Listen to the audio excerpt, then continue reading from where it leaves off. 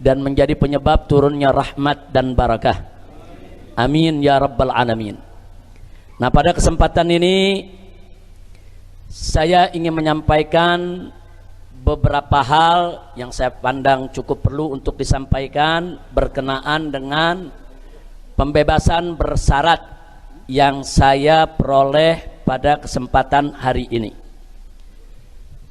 Jadi yang pertama ingin saya sampaikan adalah apresiasi dan penghargaan, rasa terima kasih yang tinggi kepada istri saya tercinta Asy-Syarifah Fadlun binti Fadil bin Hasan Ibnul Habib Al-Mufti Utsman bin Yahya, yang mana beliau dengan segenap 7 putri saya selama ini dengan setia mengikuti dari mulai awal pemeriksaan sampai persidangan, sampai juga kepada penahanan, dan kemudian rutin pembesukan, kemudian rutin terus memberikan semangat, dan pada akhirnya juga harus keluarga juga yang harus memberikan jaminan untuk pembebasan bersyarat.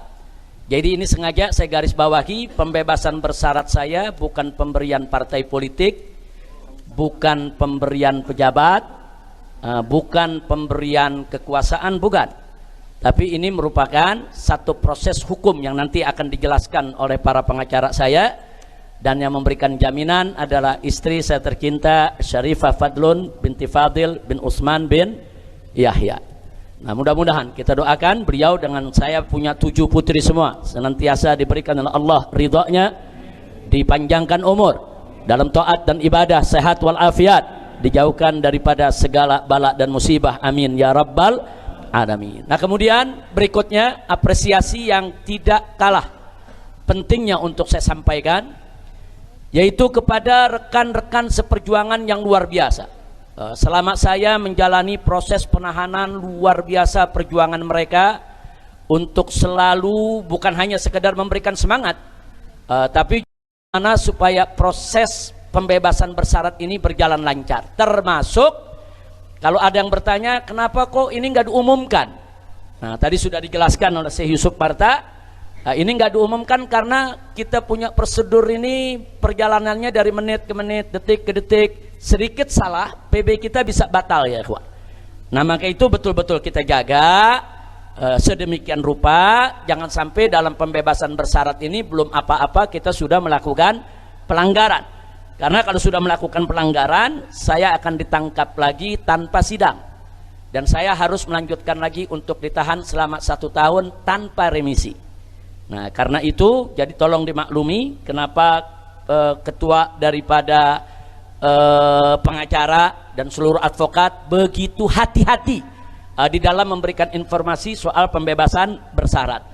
Nah, alhamdulillah semalam saya sampai jam 9 malam masih ada di Bapas. Kita menyelesaikan semua administrasi didampingi oleh Syekh Yusuf dan para pengacara, dan tadi pagi setelah sholat subuh langsung dijemput dibawa ke rutan Cipinang. Kemudian di sana juga kita menyelesaikan semua administrasi, dan alhamdulillah semuanya lancar. Insya Allah nanti akan disampaikan soal prosedur hukumnya oleh para pengacara kita. Nah, itu pertama. Kedua yang ingin saya sampaikan. Ketiga, juga apresiasi dan penghargaan yang sangat tinggi ingin saya sampaikan kepada seluruh tim pengacara, kepada seluruh tim hukum yang sudah berjuang habis-habisan dari mulai penyidikan di BAP oleh kepolisian, sampai pelimpahan ke kejaksaan, sampai digelar pengadilan.